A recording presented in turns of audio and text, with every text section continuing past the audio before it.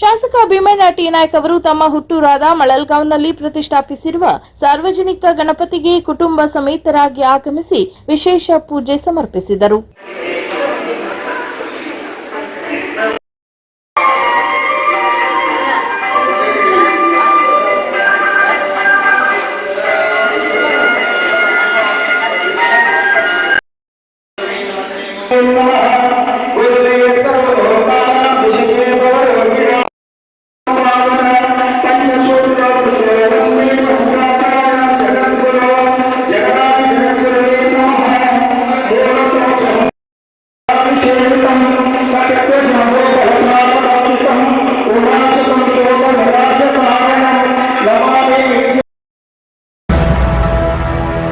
ಗಣೇಶೋತ್ಸವದಲ್ಲಿ ಯಾವುದೇ ವಿಧ್ವಂಸಕ ಕೃತ್ಯ ನಡೆಯದಂತೆ ತಡೆಗಟ್ಟಲು ಬಾಂಬ್ ತಪಾಸಣಾ ದಳ ಶಿರಸಿಗೆ ಆಗಮಿಸಿ ತಪಾಸಣೆ ನಡೆಸಿದೆ. ಇನ್ನು ಶಿರಸಿಯ ದೇವಿಕೆರೆ, ಮಾರಿಗುಡಿ, ಆಟೋ ನಿಲ್ದಾಣ, ರಾಮನಬೈಲ್ ಸೇರಿದಂತೆ ಅನೇಕ ಸಾರ್ವಜನಿಕ ಗಣೇಶೋತ್ಸವ ಸ್ಥಳಗಳಲ್ಲಿ ತಪಾಸಣೆ ನಡೆಸಲಾಗಿದೆ.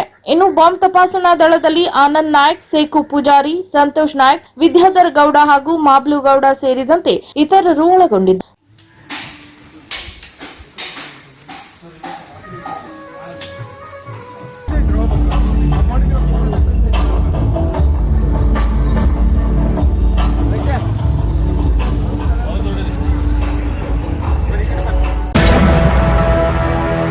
ರಾಜ್ಯ ಸರ್ಕಾರದಿಂದ ನೀಡಲಾಗುವ ರಾಜ್ಯ ಮಟ್ಟದ ಉತ್ತಮ ಶಿಕ್ಷಕ ಪ್ರಶಸ್ತಿಗೆ ಹಾಗೂ ಕೆಪಿಸಿಸಿಯಿಂದ ನೀಡಲಾಗುವ ರಾಜ್ಯ ಮಟ್ಟದ ಉತ್ತಮ ಶಿಕ್ಷಕ ಪ್ರಶಸ್ತಿಗೆ ಆಯ್ಕೆಯಾಗಿರುವ ಶಿರಸಿಯ ವೆಂಕಟರಾವ್ ನಿಲೇಕಣಿ ಸರ್ಕಾರಿ ಪದವಿ ಪೂರ್ವ ಕಾಲೇಜಿನ ಇತಿಹಾಸ ಉಪನ್ಯಾಸಕರಾಗಿರುವ ವಸಂತ್ ಕೆ ನಾಯಕ್, ನಾಡು ಮಾಸ್ಕೇರಿ ಕುಮಟಾ ಇವರಿಗೆ ಬುಧವಾರದಂದು ಶಿರಸಿಯ ವೆಂಕಟರಾವ್ ನಿಲೇಕಣಿ ಕಾಲೇಜು ಹಾಗೂ ಯೂತ್ ಸೇವಾ ಸಂಸ್ಥೆಯಿಂದ ಸನ್ಮಾನಿಸಿ ಗೌರವಿಸಲಾಯಿತು.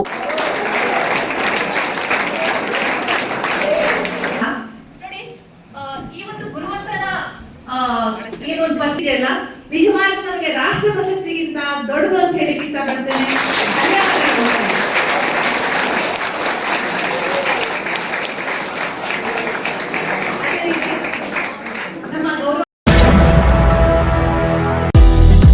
ನಾಡಿನ ಸಮಸ್ತ ಜನತೆಗೆ ಗೌರಿ ಗಣೇಶ ಹಬ್ಬದ ಹಾರ್ದಿಕ ಶುಭಾಶಯಗಳು.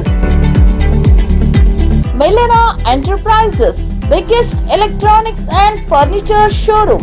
Ganesha Chaturthi offer, big sale, free gift, largest collection of Indian and imported furniture at Shirsi.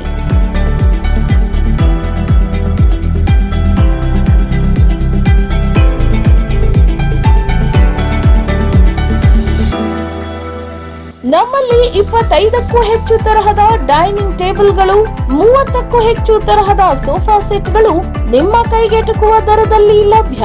ಅಲ್ಲದೆ 20ಕ್ಕೂ ಹೆಚ್ಚು ತರಹದ ಕಾಟ್ಗಳು ಲಭ್ಯ.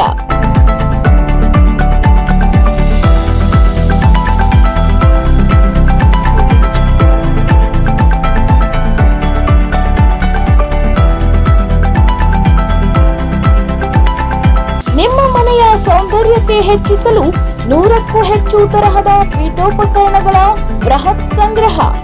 ಅಲ್ಲದೆ ನಮ್ಮಲ್ಲಿ ಕೊಳ್ಳುವ ಪೀಠೋಪಕರಣಗಳಿಗೆ IDFC first bank, HDB financial service ಮತ್ತು ಬಜಾಜ್ ಫಿನ್ಸರ್ವ್ ಬ್ಯಾಂಕ್ಗಳಲ್ಲಿ 0% ಬಡ್ಡಿ ದರದಲ್ಲಿ ಸಾಲ ಸೌಲಭ್ಯ ವ್ಯವಸ್ಥೆ ಮಾಡಿಕೊಡಲಾಗುವುದು. ಷರತ್ತುಗಳು ಅನ್ವಯ. ಒಮ್ಮೆ ಭೇಟಿ ನೀಡಿ. Melena enterprises, biggest electronics and furniture showroom, Asta Arcade, Devikere, Sirsi. Phone number 6364776534 ಹಾಗೂ ನಮ್ಮ ಇತರೆ ಶಾಖೆಗಳಾದ ಮುಲ್ಲಾ ಸ್ಟಾಪ್ ಹತ್ತಿರ Kodibag road, Kajubag, Karwar, agriculture office ಎದುರುಗಡೆ ಮಾಸ್ತಿಕಟ್ಟೆ ರೋಡ್, ಹೊನ್ನಾವರ, ಸೀಮಾ ಕಾಂಪ್ಲೆಕ್ಸ್, ಮೋನಿ ಬಸ್ತಿ ಹತ್ತಿರ main road, Bhatkal, JS building, JN road, Dandeli, KS building, Motikere road, Haliyal ಮತ್ತು ತಾಲೂಕು ಆಫೀಸ್ ಹತ್ತಿರ ಕೆಬಿ ರೋಡ್, ಯಲ್ಲಾಪುರ. ಇಲ್ಲಿಗೆ ಭೇಟಿ ನೀಡಿ ಸಂತೃಪ್ತಿ ಪಡೆಯಿರಿ.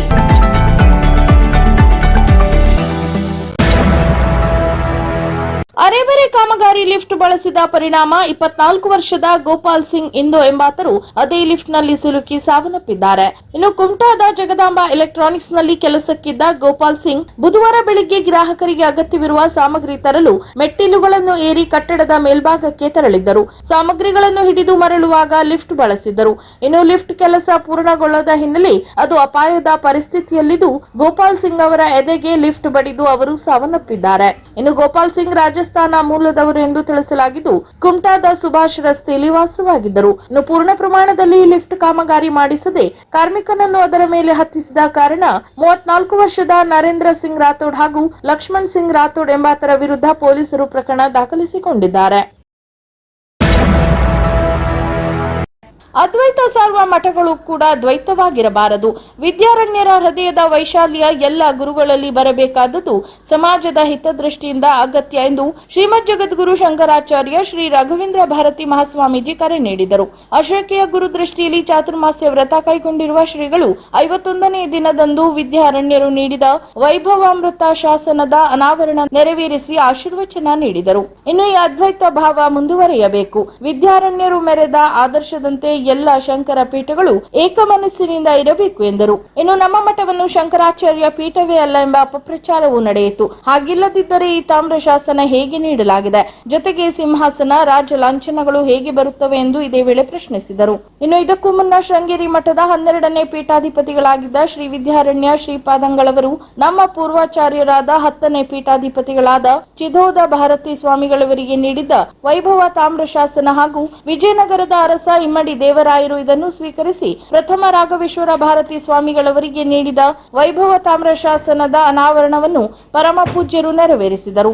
ಇನ್ನು ಈ ವೇಳೆ ಹವ್ಯಕ ಮಂಡಳದ ಪ್ರಧಾನ ಕಾರ್ಯದರ್ಶಿ ಉದಯ್ ಶಂಕರ್ ಭಟ್ ಮಿತ್ತೂರು, ಚಾತುರ್ಮಾಸ್ಯ ಸೇವಾ ಸಮಿತಿ ಪ್ರಧಾನ ಕಾರ್ಯದರ್ಶಿ ಶ್ರೀಕಾಂತ್ ಪಂಡಿತ್ ಸೇರಿದಂತೆ ಇನ್ನಿತರರು ಉಪಸ್ಥಿತರಿದ್ದರು. ಜಿಲ್ಲಾದ್ಯಂತ ಅರಣ್ಯವಾಸಿಗಳನ್ನು ಅನಧಿಕೃತ ಒತ್ತುವರಿ ಭೂಮಿಯಿಂದ ಒಕ್ಕಲೆಬ್ಬಿಸುವ ಪ್ರಕ್ರಿಯೆ ಇಲಾಖೆಯಿಂದ ಜರುಗುತ್ತಿದ್ದು ಅಸಮರ್ಪಕ ಮತ್ತು ಕಾನೂನು ಬಾಹಿರವಾಗಿ ಒಕ್ಕಲೆಬ್ಬಿಸುವ ವಿಚಾರಣೆ ನಡೆಯುತ್ತಿದೆ. ಈ ಕುರಿತು ಅರಣ್ಯ ಭೂಮಿ ಹಕ್ಕು ಹೋರಾಟಗಾರರ ವೇದಿಕೆಯ ಅಧ್ಯಕ್ಷ ರವೀಂದ್ರ ನಾಯ್ಕ್ ವಿಷಾದ ವ್ಯಕ್ತಪಡಿಸಿದ್ದಾರೆ. ಇನ್ನು ಸಹಾಯಕ ಅರಣ್ಯ ಸಂರಕ್ಷಣಾಧಿಕಾರಿ ಪ್ರಾಧಿಕಾರದಿಂದ ಒಕ್ಕಲೆಬ್ಬಿಸುವ ವಿಚಾರಣೆ ನೋಟಿಸ್ ಬಂದಿರುವುದನ್ನು ಪರಿಶೀಲಿಸಿ ಮಾಧ್ಯಮ ಹೇಳಿಕೆ ನೀಡಿರುವ ಅವರು, ವಿಚಾರಣೆಗೆ ಹಾಜರಾಗಲು ನೀಡಿದ ನೋಟಿಸಿನ ಅವಧಿ, ವಿಚಾರಣೆ ಸಮಯಕ್ಕೆ ವಿಚಾರಣೆ ಜರುಗಿಸದೆ ಅರಣ್ಯವಾಸಿಗಳಿಗೆ ಕಾಯಿಸುವುದು, ನೋಟಿಸ್ನಲ್ಲಿ ಇಂಗ್ಲಿಷ್ ಶಬ್ದಗಳಿಂದ ಕೂಡಿರುವುದು, ವಿಚಾರಣೆಗೆ ಹಾಜರಾಗಲು ಸೂಚಿಸಿದ ನೋಟಿಸ್ನಲ್ಲಿ ವಿಚಾರಣೆಗೆ ಸಂಬಂಧಿಸಿದ ಪ್ರಮುಖ ಅಂಶ ಪ್ರಸ್ತಾಪಿಸದೇ ಇರುವುದು, ಕಾನೂನಿನಲ್ಲಿ ಅವಕಾಶವಿಲ್ಲದೆ ವ್ಯಕ್ತಿಯು ಪ್ರಕರಣ ದಾಖಲಿಸಿರುವುದು ಮುಂತಾದ ನ್ಯೂನತೆಯಿಂದ ಒಕ್ಕಲೆಬ್ಬಿಸುವ ಪ್ರಕ್ರಿಯೆ ಜರುಗುತ್ತಿರುವುದಕ್ಕೆ ವಿಷಾದ ವ್ಯಕ್ತಪಡಿಸಲಾಗುತ್ತದೆ ಎಂದು ಅವರು ತಿಳಿಸಿದ್ದಾರೆ.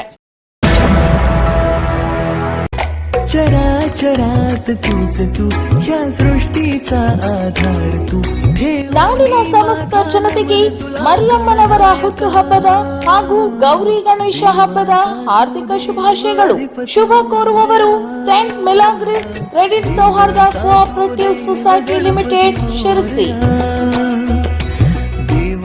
ಆಕರ್ಷಕ ಠೇವು ಯೋಜನೆ, ಸಾಲ ನೀಡಿಕೆ, ಮೌಲ್ಯಾಧಾರಿತ ಸೇವೆ ಮತ್ತು ಇನ್ಶೂರೆನ್ಸ್ 20ನೇ ವರ್ಷದ ಮೈಲುಗಲ್ಲಿನ ಬಂಪರ್ ಕೊಡುಗೆ. ಡಿಪಾಸಿಟ್ಗಳ ಮೇಲೆ 399 ದಿನಗಳಿಗೆ 10%, ಹಿರಿಯ ನಾಗರಿಕರಿಗೆ 399 ದಿನಗಳಿಗೆ 10.50% ಆಕರ್ಷಕ ಬಡ್ಡಿ ದರ. ಅಲ್ಲದೆ 999 ದಿನಗಳಿಗೆ 10.25%, 366 ದಿನಗಳಿಗೆ 9%, 367 ದಿನಗಳಿಗೆ 8% ಹಾಗೂ 730 ದಿನಗಳಿಗೆ 10% ಆಕರ್ಷಕ ಬಡ್ಡಿ ದರ. ಈ ಕೊಡುಗೆ ಕೆಲವೇ ದಿನಗಳು ಮಾತ್ರ. ಸಹಕಾರಿ ಕ್ಷೇತ್ರದಲ್ಲೇ ಮಾದರಿಯಾದ ಉತ್ತರ ಕನ್ನಡ ಜಿಲ್ಲೆಯ ಹೆಮ್ಮೆಯ ಸಹಕಾರಿ. ಡೆಪಾಸಿಟ್ ಮೇಲೆ ಆಕರ್ಷಕ ಬಡ್ಡಿ ದರಗಳು 15 ದಿನಗಳಿಂದ 5 ವರ್ಷಗಳವರೆಗೆ. ಆಕರ್ಷಕ ಬಂಪರ್ ರಿಕರಿಂಗ್ ಯೋಜನೆಗಳು: ಲಕ್ಪತಿ ಯೋಜನೆ, ಕಲ್ಯಾಣ ನಿಧಿ ಯೋಜನೆ, ಭವಿಷ್ಯ ನಿಧಿ ಯೋಜನೆ ಮತ್ತು ಮಕ್ಕಳ ಭವಿಷ್ಯ ನಿಧಿ ಯೋಜನೆ. ಅಲ್ಲದೆ ಮಾಸಿಕ ವರಮಾನ ಯೋಜನೆ 8% ಪ್ರತಿ ವರ್ಷ ಬಡ್ಡಿ ದರದಲ್ಲಿ. ಅಂಜಲಿ ಕ್ಯಾಶ್ ಸರ್ಟಿಫಿಕೇಟ್ ಪಡೆಯಿರಿ ದ್ವಿಗುಣ ಹಣ 99 ತಿಂಗಳುಗಳಲ್ಲಿ. ನಮ್ಮ ಸಹಕಾರಿಯ ವೈಶಿಷ್ಟ್ಯತೆಗಳು: ದುಡಿಯುವ ಬಂಡವಾಳ 1,371 ಕೋಟಿ, 2023-24ನೇ ವಾರ್ಷಿಕ ವಹಿವಾಟು 8,146 ಕೋಟಿ. ಕೋಟಿ, ಕಾರ್ಯಕ್ಷೇತ್ರ ಕರ್ನಾಟಕ ರಾಜ್ಯ. ಸಿಬ್ಬಂದಿಗಳು ಹಾಗೂ ಪಿಗ್ಮಿ ಏಜೆಂಟರು ಸೇರಿ ಅಂತೂ 1534 ಉದ್ಯೋಗಾವಕಾಶ ನೀಡಲಾಗಿದೆ. ಒಂದೇ ಸೂರಿನಡಿಯಲ್ಲಿ ವಿವಿಧ ಸೇವೆ ಎಂಬ ಪರಿಕಲ್ಪನೆಯಡಿಯಲ್ಲಿ ಆರ್ಟಿಜಿಎಸ್, ಎನ್ಇಎಫ್ಟಿ, ಮನಿ ಟ್ರಾನ್ಸ್ಫರ್ ಸೇವೆ, Western Union, MoneyGram, Transfast, Ria Money, Muthoot global pay, e stamping ಸೇವೆ, ತ್ವರಿತ ಹಾಗೂ ಸುಲಭ ಪಾವತಿ ಮೂಲಕ ಎಲ್ಐಸಿ ಪ್ರೀಮಿಯಂ ಕಂತು ತುಂಬಿರಿ. ಪ್ಯಾನ್ ಕಾರ್ಡ್, ಜನರಲ್ ಇನ್ಶೂರೆನ್ಸ್, ಆರೋಗ್ಯ, ಸ್ಟಾಕ್, ಕಟ್ಟಡ, ಆರೋಗ್ಯ ಕಾರ್ಡ್ ಸೌಲಭ್ಯ, ಮಣಿಪಾಲ್, ಫಾದರ್ ಮುಲ್ಲರ್ಸ್, ಸರ್ಕಾರದ ಯಶಸ್ವಿನಿ ಯೋಜನೆ, ಕಸ್ತೂರ್ಬಾ ಆಸ್ಪತ್ರೆ ಮಣಿಪಾಲ್ ಇದರ ನೋಂದಣಿ ಹಾಗೂ ಮಾಹಿತಿ ಕೇಂದ್ರ. ಹೆಚ್ಚಿನ ಮಾಹಿತಿಗಾಗಿ ನಿಮ್ಮ ಹತ್ತಿರದ ಶಾಖೆಗಳಿಗೆ ಸಂಪರ್ಕಿಸಿರಿ. ಹೆಚ್ಚಿನ ಮಾಹಿತಿಗಾಗಿ ನಿಮ್ಮ ಹತ್ತಿರದ ಶಾಖೆ ಅಥವಾ ವೆಬ್ಸೈಟ್ ಅನ್ನು ಸಂಪರ್ಕಿಸಿ. ಕರ್ನಾಟಕದ 9 ಜಿಲ್ಲೆಗಳಲ್ಲಿ 111 ಶಾಖೆಗಳು.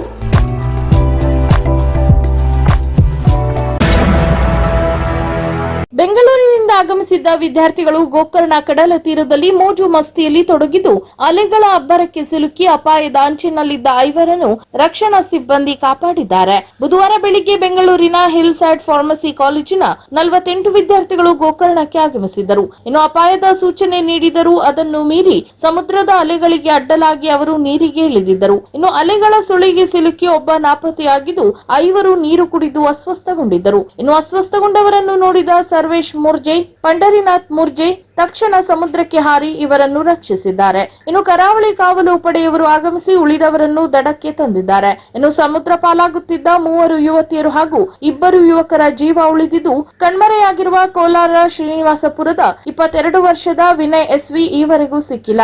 ಆತನಿಗಾಗಿ ಶೋಧ ಕಾರ್ಯ ಮುಂದುವರೆದಿದೆ. ಇನ್ನು ಅಸ್ವಸ್ಥಗೊಂಡವರು ಗೋಕರ್ಣ ಪ್ರಾಥಮಿಕ ಆರೋಗ್ಯ ಕೇಂದ್ರದಲ್ಲಿ ಚಿಕಿತ್ಸೆಗೆ ಒಳಗಾಗಿದ್ದು ಹೆಚ್ಚಿನ ಚಿಕಿತ್ಸೆಗೆ ಕುಮಟಾಕ್ಕೆ ತೆರಳಿದ್ದಾರೆ.